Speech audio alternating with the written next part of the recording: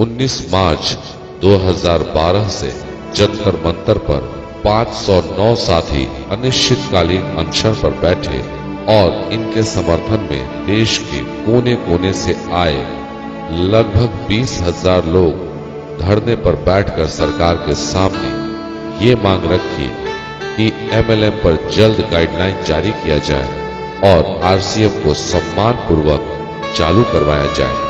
जंतर मंतर पर जारी आंदोलन को दर्जनों सांसदों और कई समाज सेवी संगठनों ने समर्थन दिया। इनमें प्रकाश जावड़ेकर, शाहनवाज हुसैन,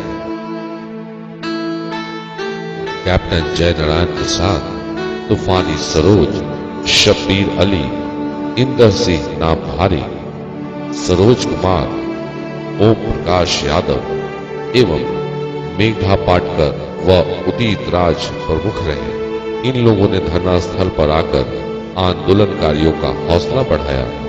आंदोलन के साथ साथ न्यायालय में भी हमारी जंग जारी थी और जब भी न्यायालय में हमारी सुनवाई की तारीख होती थी वो तारीख बदल जाती थी।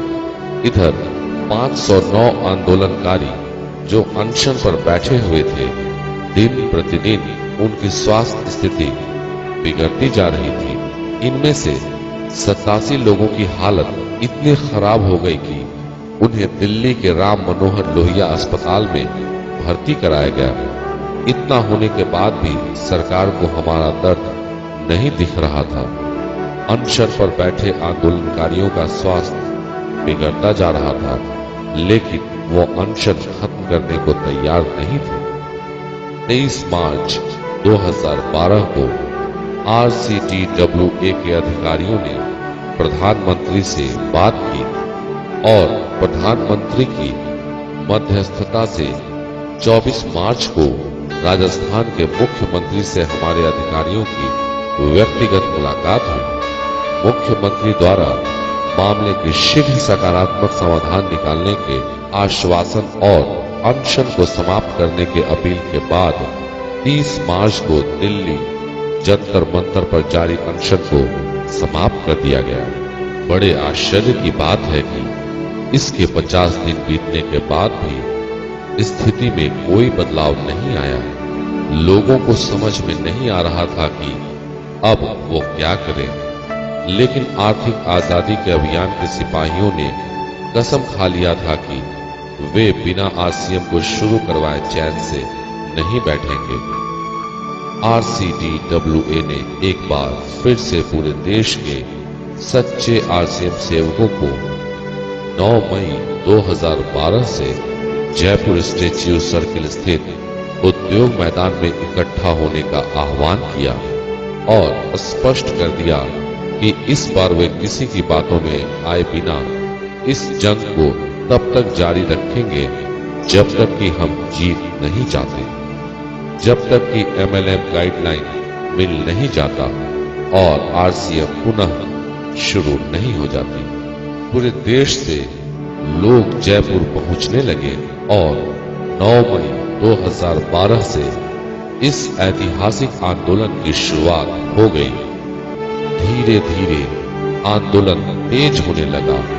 इस बीच न जाने कई बार RCTWA के अधिकारियों ने मुख्यमंत्री अशोक गहलोत से मुलाकात की, लेकिन आश्वासन के सिवा कुछ नहीं मिला। उधर कोर्ट में बार बार हमारी सुनवाई की तारीख बदल रही थी, जिससे न्याय व्यवस्था पर से भी विश्वास उठने लगा था। इस आंदोलन में महिलाओं ने भी हिस्सा लिया।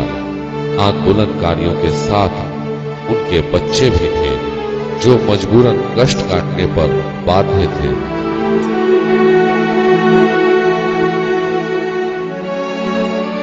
सरकार की हठ धर्मिता से इनकी पढ़ाई लिखाई बाधित हो रही थी और इनका भविष्य खराब हो रहा था। जैसे जैसे दिन गुजरते जा रहे थे, सरकार के साथ साथ प्रकृति भी इन आंदोलनकारियों का इम्तिहान ले रहा था। 9 मई 2012 को शुरू हुआ आंदोलन जून माह में प्रवेश कर चुका था और पूरे जोशो जुनून के साथ जारी था।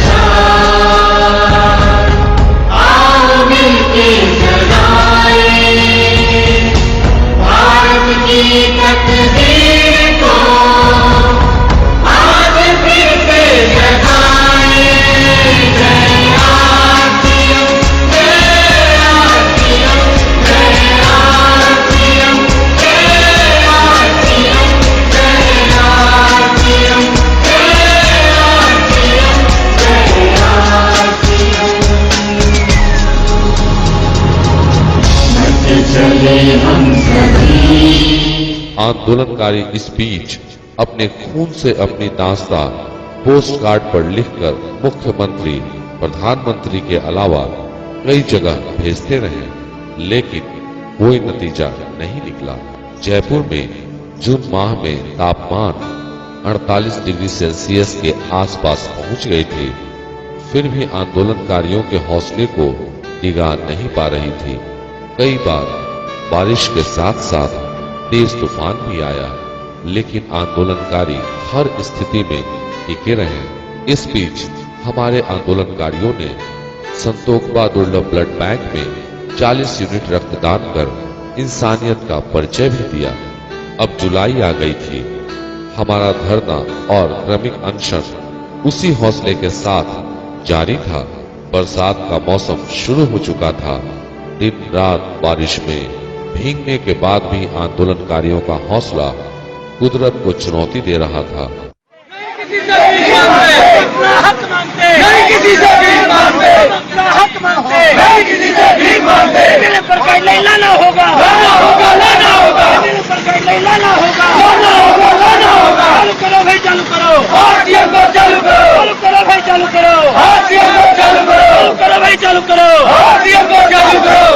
सरकार मुर्दाबाद, मुर्दाबाद, राजस्थान सरकार मुर्दाबाद, मुर्दाबाद, मुर्दाबाद। रोजी रोटी दे न सके तो, रोजी रोटी दे न सके तो, रोजी रोटी दे न सके तो सरकार निकम्मी है, जो सरकार निकम्मी है, रोजी रोटी दे न। उनका जज्बा ये चीख चीख कर कह रहा था कि प्रलय ही क्यों न आ जाए, बिना इस लड़ाई को जीते हुए यहाँ से जाने वाले नहीं हैं।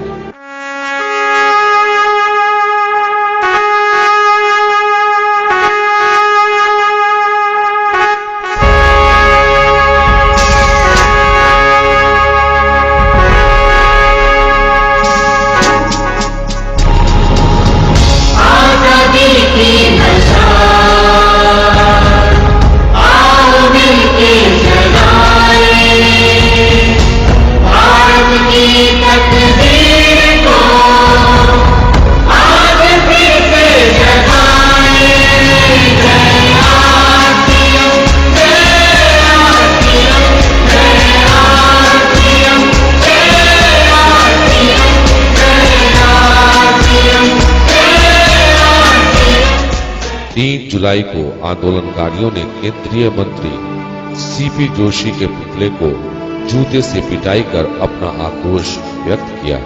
इस आंदोलन के बीच भी कई समाजसेवी संगठनों व राजनीतिक व्यक्तियों का सहयोग व समर्थन हमें मिला।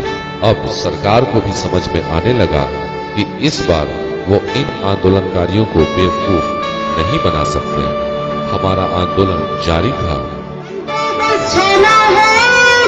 जाना है हमको बस होशियार और शुभ कर्मन से।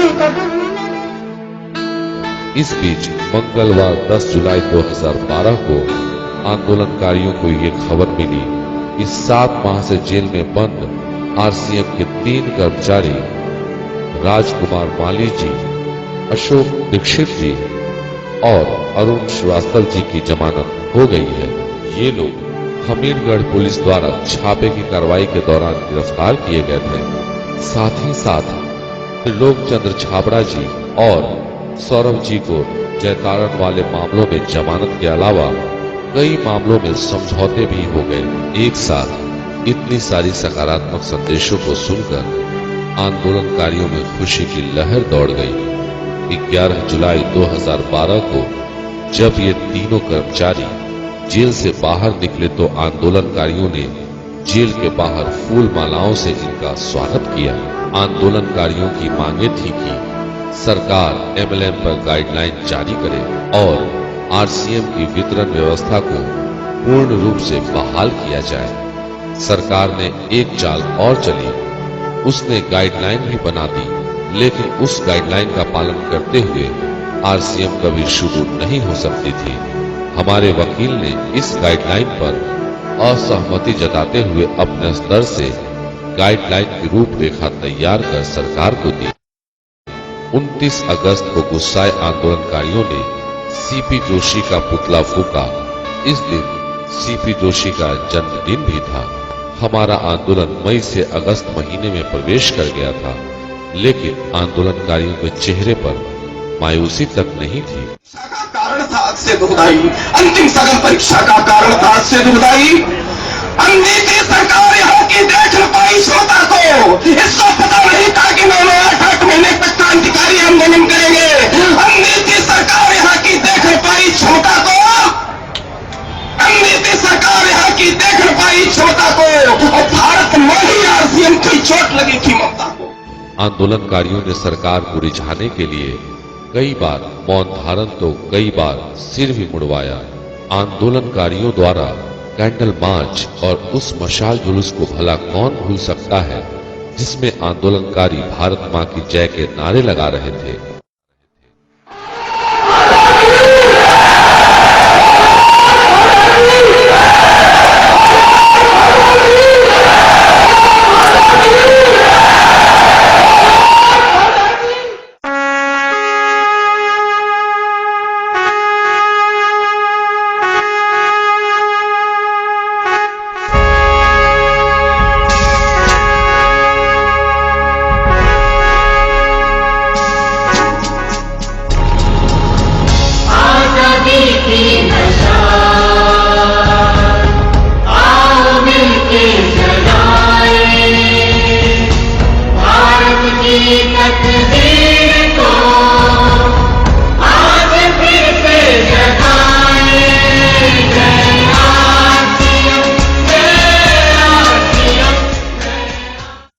अब हवा का रुख बदलने लगा था। सरकार पर RCM को शुरू करने को लेकर चारों तरफ से दबाव बनने शुरू हो गए थे। अब RCM आंदोलनकारियों की तपस्या रंग लाने लगी थी। शायद इसी कारण 13 अगस्त 2012 को राजस्थान के मुख्यमंत्री अशोक गहलोत उद्योग मैदान में चल रहे धरना और क्रमिक अनशन पर आए और आंदोलनकारियों की प्रशंसा करते हुए कहा कि आपका काम अब बहुत जल्द हो जाएगा। इन बातों से हमारे आंदोलनकारियों को ज्यादा खुशी नहीं हुई, क्योंकि इस तरह के आश्वासन उनको कितनी बार मिल चुकी थी। धरना जारी था। अब सकारात्मक खबरों का सिलसिला शुरू हो चुका था। 14 अगस्त 2012 को कंपनी के फ्रीज खातों को खोलने की याचिका पर हाई कोर्ट में सुनवाई करते हुए उन्हें खोलने के आदेश दे दिए। 15 अगस्त 2012 को आंदोलनकारियों ने आंदोलन स्थल पर ही झंडा फहराया। 4 माह तक अलग अलग भाषा, अलग अलग धर्म और देश के अलग अलग हिस्सों से आए लोगों का अपने हक के लिए आपसी प्रेम और भाईचारे के साथ बिना किसी आपसी मतभेद के जंग लड़ना कभी भुलाया नहीं जा सकेगा।